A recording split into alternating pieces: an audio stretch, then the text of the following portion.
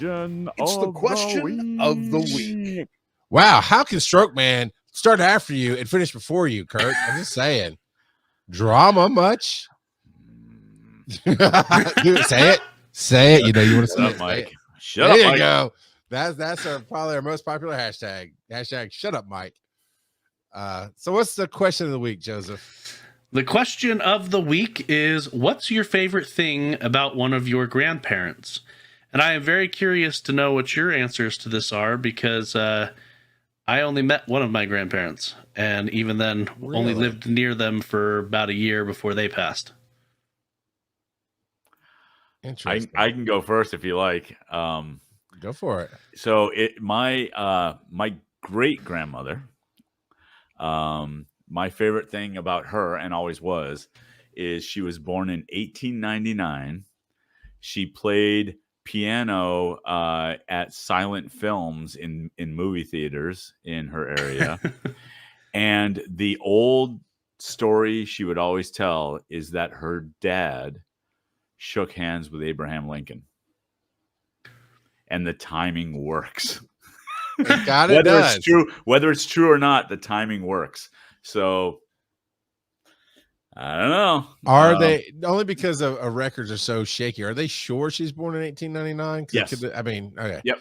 So no, a lot of times it's like, well, sometime between 1898 and 1902. But census records, while in some areas they're really good, right? No, you're right. But I mean, generally speaking, they can be verified also by the previous and next census records as well. If there's some consistency there, granted, it's still 10 years, but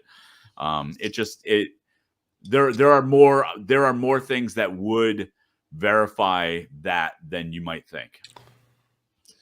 Trying to get us a sponsor. Mountain Dew's in the cup tonight. Should we dig her up and carbon date her? Is that what you're saying? I really wish you wouldn't, because I really liked her. Why did I mean, obviously you sound and like carbon dating isn't quite that precise. Yeah, I know, right? Shook hands with the man. Theoretically. Interesting. Yeah. I mean, yeah, how do you prove or disprove that the timing is yeah. there, right? Yeah. Still fun. As long as it wasn't in a theater. Right. My grandfather was the paramedic that rushed him to the hospital. So, what? My grandfather used to hunt vampires with Abraham Lincoln. I like that one. So technically, I met 3 of my 4 grandparents. I say it that way because my mother's dad left them when they were little.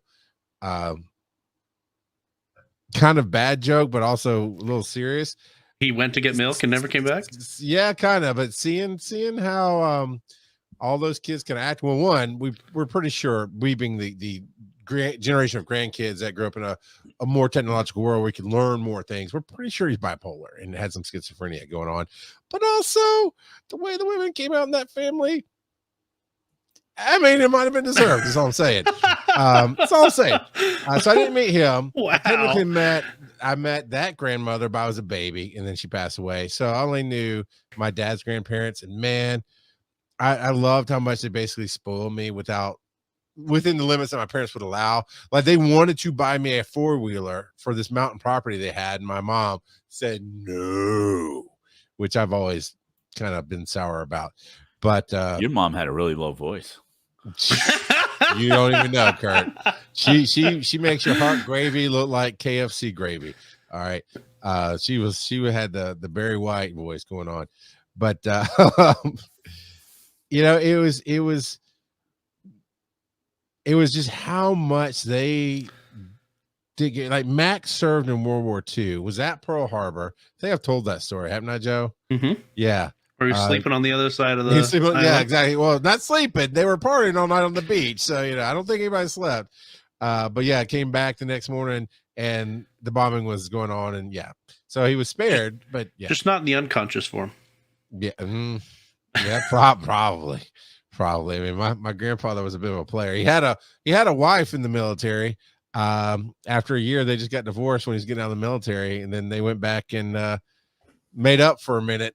And then parted ways.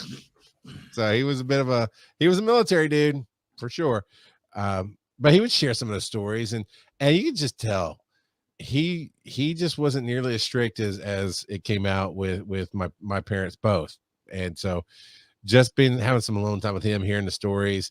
I remember their property was in North Carolina on the side of this mountain near Old Fort. I believe it was a little nothing town at the time. I don't know what it's done since. But it was this acre and a half on the side of a mountain that, about an acre of it was flat and the rest kind of just went up the mountain.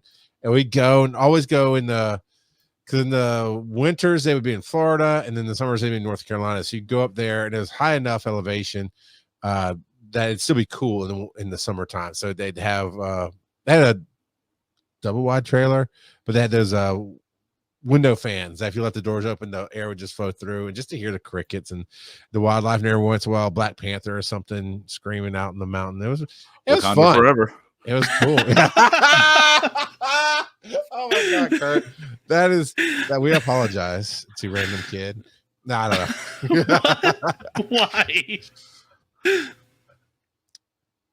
I don't even Why know how to not? respond to that. Yeah. Why not? So, Joe, tell us about the one grand person that beat the crap out of you. Wow. You know what? I'll talk about my great aunt instead. I only met her once. Wait. Wasn't this your question? No. Oh, okay. So you didn't know any of your grandparents, or were they just boring? So I had my grandpa on my mom's side died before I was born. My grandma. I'm sorry, which side? My mom's side. Okay. And so did my grandma on my mom's side. My mom's stepmom, the only memory I have of her is her funeral. So my mom's side's completely out. My dad's side, we went there and I met my grandma once for a week. And my grandpa. And then we moved there several years later, and we were there for about a year before my grandpa passed away. So you didn't really know your grandparents. Not really, no. Oh, that stinks. Yeah, and during that week that I was there, I think I was 5, almost 6, because we celebrated my birthday there. I also met my two of my great aunts, my Nana and Aunt Franny. That's what they were called. And Aunt Franny, the story that I was always told of her was that she tripped in the tub and her eyeball popped out. And so she had a fake eyeball. Oh, I need some more details on how that works. Wait. Did she pull it out for you when you were kids just to gross you out? We already knew that she had a fake eyeball, but yeah, she did pull it out. Yeah. And then Papa NASCAR. Come on, that's Grandma NASCAR. The stories with them, they were apparently super, super, super wise with their money. Like, they didn't work, but they put all their money in the stock market, and they did really well with investments. And their apartment was a fixed rate apartment. As long as they were there, they couldn't change the how much they paid. And so Big boys call that rent control, Joe. Yes. Well, okay. They don't really do that these days. So, but yes, it was rent controlled. And so, they paid a little bit more up front, but they also stayed there for like 25 years. And so by the end, the landlord was trying everything they could to get them out of there, because of course. Yeah. they were like paying $50 a month. Yeah. so little. And so it was always Nana and Aunt Franny were great with money, and Aunt Franny lost her eyeball. And those were the stories that I always heard about them. But I only met them once when I was 5.